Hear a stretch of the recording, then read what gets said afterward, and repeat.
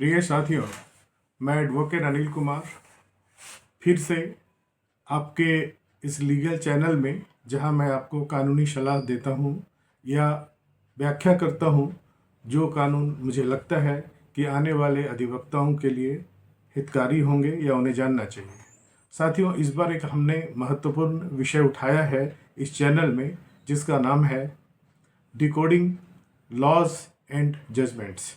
साथियों, जैसा कि नाम से जाहिर है, इसमें मैं कोशिश करता हूं कि कानून के उन पक्षों को रखने का, क्रिमिनल केसेस का या सिविल केसेस का, जो आपके काम आए। साथियों, इस बार मैंने जो विषय उठाया है वो है क्रॉस एग्जामिनेशन का। मैं आपको एक बात बताना चाहता हूं कि क्रॉस एग्जामिनेशन करना क्रिमिनल केसेस में, this is not a simple thing, this is very very tough. आम वकील या जो अधिवक्तागण आने वाले हैं, मैं उनकी जानकारी के लिए बता दूं कि क्रॉस करना या क्रॉस एग्जामिनेशन करना विटनेसेस का, ये साधारण सी बात नहीं है। ये वैसी बात है जिस पर आपका पूरा केस डिपेंड करता है कि उसका अंजाम क्या होगा। और इसे हम कहें अगर सच्ची भाषा में, तो ये आर्ट है। Art of cross examination is very tough thing. Now, on what factors these cross examinations depends, मैं आपकी सुविधा के लिए मैं कुछ बताता हूँ, और उन्हें अगर आप ध्यान रखेंगे तो निश्चय ही आप अपनी बुद्धि से, विवेक से और अपने अध्ययन से निश्चय ही एक अच्छा क्रॉस एग्जामिनेशन कर पाएंगे। इनमें से कुछ बिंदु हैं, मैं बिंदुवार उन बातों को करता हूँ। जैसे कि नंबर 1 है क्रेडिबिलिटी ऑफ द विटनेस।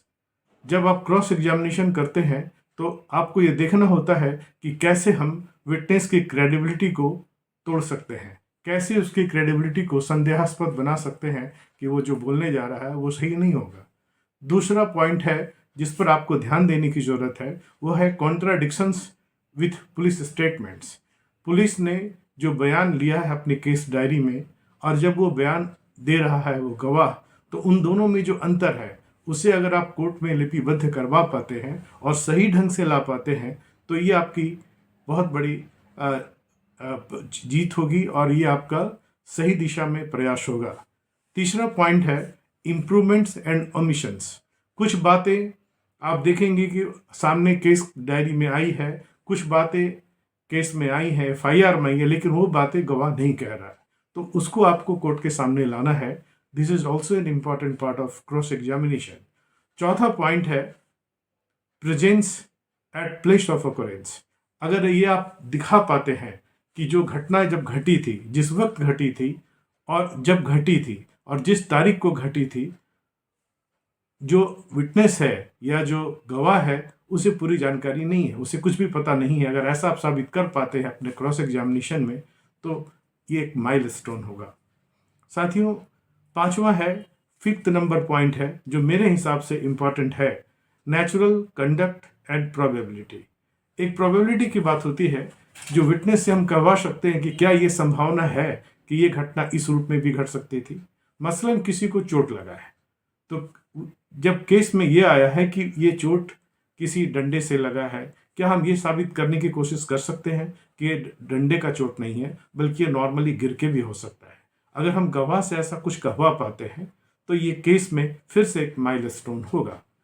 साथियों, छठा पॉइंट है डिले इन FIR और स्टेटमेंट। अगर FIR में काफ़ी डिले होता है, 2 दिन, 5 दिन, 7 दिन, तो ये अभियुक्त के पक्ष में आप खड़ा कर सकते हैं कि ये डिले इंटेंशनल है, ये मिली भगत से ये केस FIR को लॉन्च किया गया है एक प्लान के तहत। और ऐसा अगर आप कर पाते हैं और इसमें अगर आप फिटनेस से कुछ इस तरह के सकारात्मक जवाब ले पाते हैं, तो निश्चय ही ये आपको फायदा मिलेगा।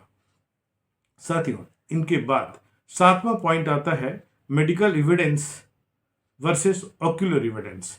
कई बार सवाल उठता है कि मेडिकल एविडेंस और ऑक्यूलर एविडेंस में ज़्यादा वेटेज किसका है। दोनों ही अपनी जगह पे सही हो सकते हैं, लेकिन ऑक्यूलर एविडेंस जो होता है वो ओवरवेट कर जाता है मेडिकल एविडेंस को। मेडिकल एविडेंस एक टेक्निकल एविडेंस होता है, जबकि आंखों देखा हाल, आंखों देखा बयान, आंखों देखा व्यक्ति के द्वारा दी गई गवाही यह हमेशा ओवरवेट करता है। तो आप इसको कैसे सेटअप करेंगे, ये कैसे इसको आप इसकी क्रेडिबिलिटी को खत्म करेंगे, ये तभी आप कर पाएंगे जब आप केस से पूर्ण रूप से वाकिफ हो। इसलिए मेरी सलाह सभी अधिवक्ताओं को होंगी, जो मेरे मित्र भी हैं, जो जूनियर भी हो सकते हैं, कि केस का बिल्कुल सही अध्ययन A to Z आपके माथे में होना चाहिए। अगर ये है तभी आप आगे बढ़ पाएंगे। साथियों, आपकी सुविधा के लिए मैं फिर बोलता हूँ, 8वां पॉइंट है रोल अट्रीब्यूशन टू एक्यूज्ड। अब जो आप जिसके लिए केस लड़ रहे हैं, जिस एक्यूज के लिए आप बात कर रहे हैं, उसका उस केस में क्या रोल था? क्या FIR में लिखा गया है तो वो रोल था? क्या कॉमन इंटेंशन में वो शामिल था? या उसका जिस अपराधियों के साथ, जिस एक्यूज के साथ नाम लिया गया है, क्या उसके साथ उनके संबंध हैं? तो आप कैसे इसकी क्रेडिबिलिटी को खत्म करेंगे या कैसे इसको सही बनाएंगे, ये आप पर डिपेंड करता है। साथियों, 9वां पॉइंट है recovery, seizure and procedure lapses. आप देखेंगे कि रिकवरी का एक प्रोसीड्यूर है, एक साधारण सा प्रोसीड्यूर है कि जो कुछ वेपन्स या जो सामान यूज हुए हैं असॉल्ट में, उनको पुलिस जब रिकवरी करती है तो क्या क्या प्रोसीड्यूर अपनाती है। आपको इसको जानने की जरूरत है। क्योंकि ये वीडियो लंबा हो जाएगा तो मैं नहीं चाहता कि उतना लंबा वीडियो बनाऊं। तो आपको ये देखना है कि रिकवरी में और सीजर में क्या प्रोसीड्यूरल लैप्सेस है या प्रोसीड्यूर पूरा फॉलोअप हुआ है। अगर वो प्रॉपर फॉलोअप नहीं हुआ है तो प्रोसीड्यूरल लैप्सेस आपके हक में जाएंगे। 10वां पॉइंट है बंधु, इन्वेस्टिगेशन लैप्सेस एंड फेयरनेस। देखिए, जब भी आईओ कोई केस का इन्वेस्टिगेशन करता है तो उससे उम्मीद की जाती है कि वो काफ़ी फेयरनेस करेगा। और फेयर ट्रायल के लिए बहुत ज़्यादा ज़रूरी है कि आईओ का जो इन्वेस्टिगेशन है, केस डायरी है जिसमें वो केस डायरी लिखता है, वो सही तरीके से बनाया हो और सही तरीके से किया गया हो। लेकिन उसके हर लैप्सेस वो एक्यूज के हक में जाएंगे। और वो कैसे जाएंगे, इसी के लिए अधिवक्ता बंधुओं को केस में इन्वॉल्व किया जाता है। साथियों, ये 10 पॉइंट है। इसके अलावा भी बहुत महत्वपूर्ण बिंदु है जिस पे हम आगे भी बात कर सकते हैं। अगर आपको लगता है कि ये जानकारी आपको अच्छी लगी है तो ये जो चैनल है जिसका नाम है डिकोडिंग लॉज एंड जजमेंट्स, इसे सब्सक्राइब जरूर करें और इसे लाइक भी करें। और अगला वीडियो आप किस विषय पर चाहते हैं वो मुझे बताएं। साथियों, एक बात मैं बताना चाहता हूँ कि मेरा इसमें कोई कमर्शियल व्यू नहीं है, क्योंकि ऐसे भी हम अधिवक्ताओं के लिए बना रहे हैं, जूनियर अधिवक्ताओं के लिए बना रहे हैं, तो इनका व्यूज़ इतना नहीं हो सकता है 10 लाख और 20 लाख जिससे कि मुझे कुछ आर्थिक प्राप्ति होगी। लेकिन निश्चय ही ये अधिवक्ता बंधुओं को जो अपकमिंग्स हैं, जिन्हें थोड़ी जानकारी की थोड़ी कमी है, जिन्हें सही सानिध्य नहीं मिला है, उनको ये फ़ायदा मिलेगा। अगर ऐसा है तो प्लीज़ कमेंट में लिखिए कि आपको अगला वीडियो किस सब्जेक्ट पे देखना है, किस विषय पर देखना है और क्या जानकारी पे देखना है। मैं एडवोकेट अनिल कुमार धनबाद कोर्ट और झारखंड हाई कोर्ट में प्रैक्टिस करता हूँ।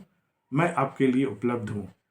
अंत में आप देखेंगे कि आर्ट ऑफ क्रॉस एग्जामिनेशन बोलकर एक पेज है, जिसे अगर आप प्रिंट करा लेंगे इस वीडियो के लास्ट में, तो आप अपने टेबल के नीचे रख कर जो बातें मैंने कही है उसका सारांश आपको मिल जाएगा। साथियों, इन बातों के साथ मैं इस वीडियो को ख़त्म करता हूँ। और जो भी आपको सलाह देनी है, प्लीज़ आप उसे कमेंट सेक्शन में ज़रूर डालें। धन्यवाद।